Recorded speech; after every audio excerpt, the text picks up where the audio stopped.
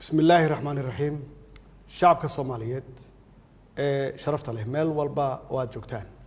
السلام عليكم ورحمة الله وبركاته من ماذا يود جرك شعبك الصوماليات وها أي فرويهن جريتان كنا يأودين قرنمو تاسي وها دور كأوين كله لن يردنا أو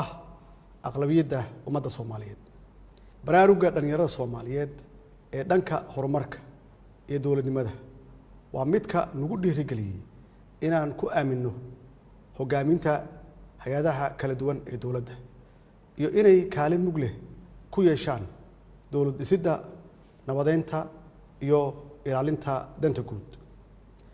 waxaan idinku boorinayaa inaad dadaalkiina sii joogtaysaan kana fogaataan wax kasta oo caqabad ku noqon kara higsiga shacabka Soomaaliyeed iyo mustaqbalka dalkeena marxaladan xasaasiga ah aan uga gudubno midnimo wada tashi iyo wax wada qabsi walaalayaal dagaalka uu dalkeena kula jiro argagixisada waxa udub dhaxaad u ah dhismaha ciidamada qalabka sida ee Soomaaliyeed oo u taagan halganka ka dhanka ah kooxaha argagixisada ama arxanlaawayaasha ah ee caadaystay daadinta dhiigga shacabka Soomaaliyeed iyo burburinta hantidooda anigoo taas ka duulay waxaan dhexda aan u xiranay dib u dhiska ciidamadeena oo ku shaqeynaya duruufo adag oo dhan kasta ah waxaan xoog saarnay inaan diyaarino hanaanka dhismaha ciidamada qalabka sida tayeenta tababarkooda iyo casriyeenta nidaamka maaliyadeed ee ilaalinta ama lagu ilaaliyo xuquuqdooda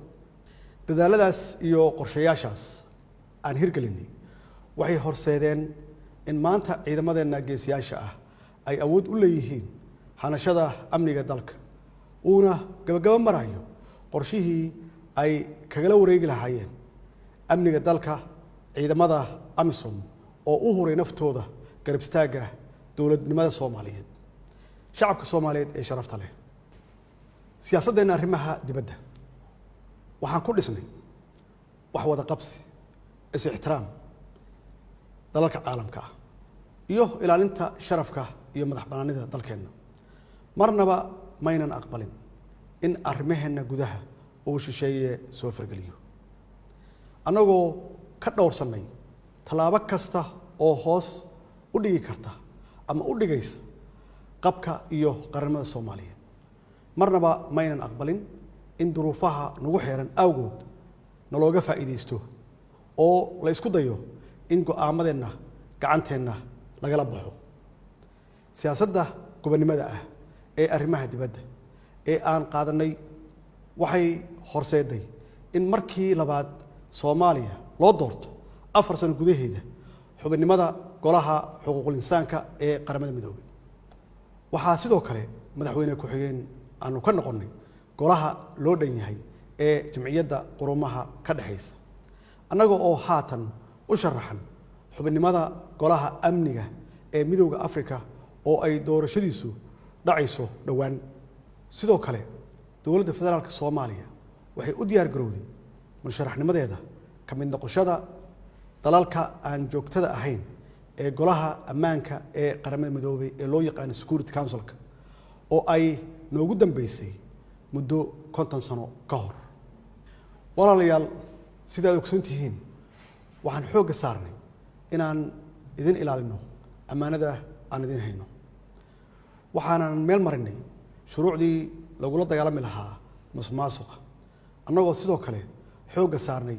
shuruucda lagu horumarinayo hanaanka maaliyadeed ee dalka kaas oo abuuray daahfurnaan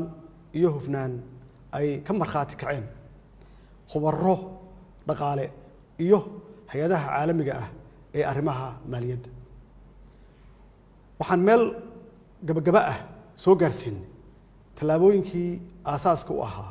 ololaha deen cafiska annagoo haatan sugayna miro dhalka dadaaladaas lagu cafinayay dhammaan deymaha culeysiyey dalkeena taasi waxay u baahan tahay inaan sii ambaqaadno qorshayaasha hawshaas lagu sii dardargelinayo iyo inaan xoojinno dadaalada lagu adkeenayo dimuqraadiyeynta dalka oo ay ugu horeyso ku dhaqanka dowlad wanaag iyo hirgelinta doorashooyinka sida ballanqaadkaygu ahaa waxaan mar kale aan ku celinayaa inaan marnaba aynan aqbali doonin in lagu takrifalo hantida danta guud iyo ammaanada ay shacabka Soomaaliyeed noo wakiisheen xaalad kasta oo aan ku sugannahay waxaan mar kale aan farayaa hay'adaha dowladda iyo mas'uuliyiinta kala duwan inay ilaaliyaan hantida danta guud maadaama lagu jiro xilli doorasho ayna tahay waxa ugu horeeya ee adduun iyo aakhiraba la iskula xisaabtamayo walaalayaal mudanayaal iyo marweyn waxaan rabaa inaan halkan ka bogaadiyo shirkii madasha wada tashiga maalmahan uga socday magaalada Muqdisho